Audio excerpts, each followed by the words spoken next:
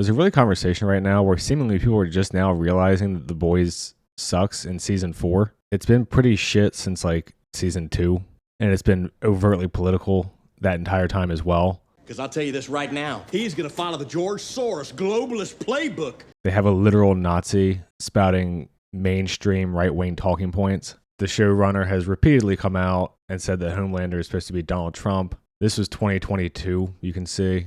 I don't know why all this is a surprise to anybody. Story-wise, the show has done nothing pretty much since season 1.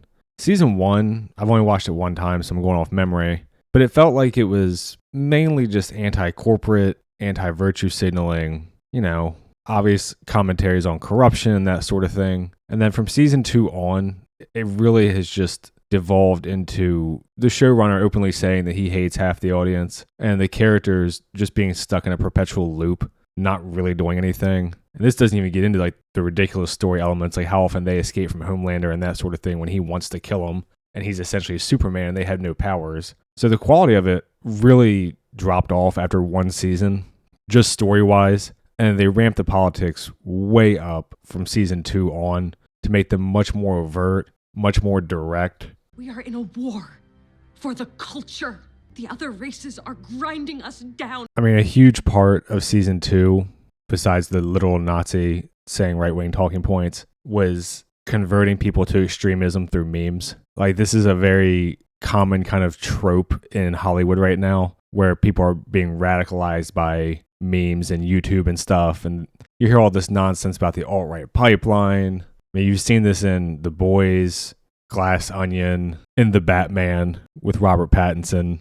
If you're into culture shit, you might remember when this big web was put together about the alt-right on YouTube, and it pretty much just lumps in any person who's vaguely not left-wing. Like, I don't even know who every person on this list is, but the range is crazy, from like actual white supremacists to British liberals. And I'm not going to go too much into this, but this graph of connections, quote unquote, is literally just they've interacted with this person. So some of these people debated each other and they're being lumped in together. Like Destiny is in here. I'm kind of neutral on Destiny, but he's pretty lefty. In the same graph as people like Styx, Hex, and the Hammer, who are just libertarians. And then you've got them lumped in with people like Jared Taylor, who's an actual white ethno-nationalist. So it's just nonsense. And the only reason I'm even bringing this shit up is because this is like the ideology that the show is promoting. And it's been promoting for at least 2 seasons. I'd have to go rewatch season 1 to see if I just missed it the first time. I mean, in this scene that I have on the screen right now, the Nazi asked Homelander's kid if he's into things that kids like PewDiePie. He's being called out by name for being a YouTuber. What a fucking nigger.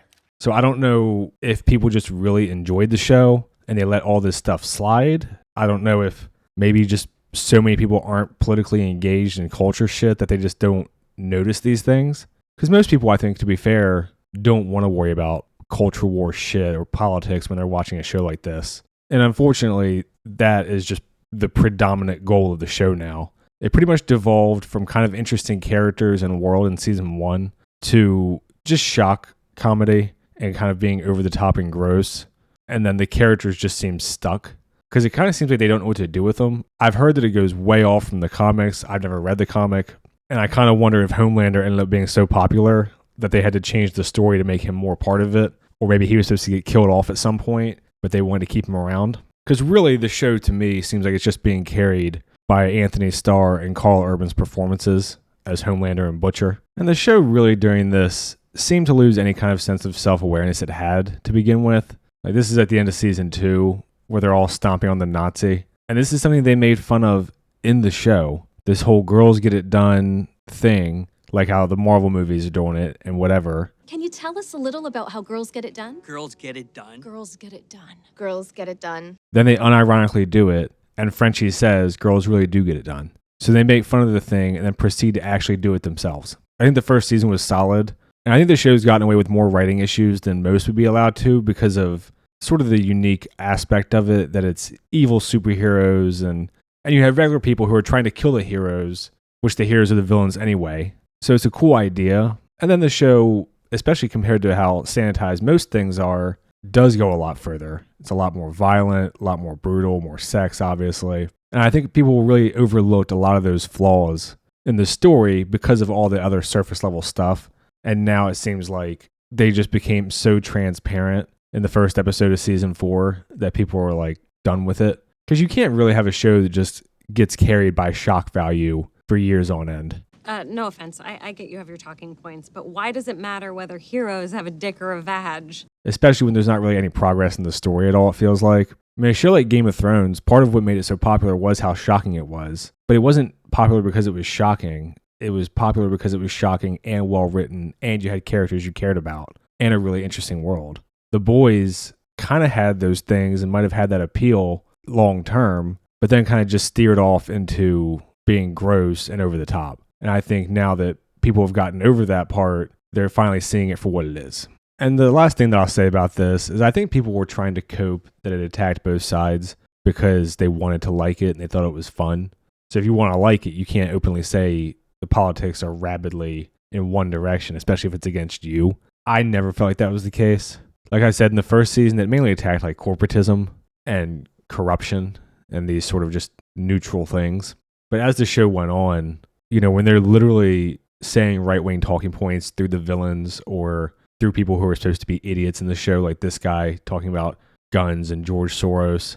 Step 1, oppress the citizens and confiscate their firearms. And left-wing socialism. They're essentially going at one side with a flamethrower and then going with kid gloves at the other. Because really, they don't ever attack the views of left-wing people in America. They really only go after, like, virtue signaling. You know, it's something that's super annoying. Obviously, all these corporations do it. It's Pride Month.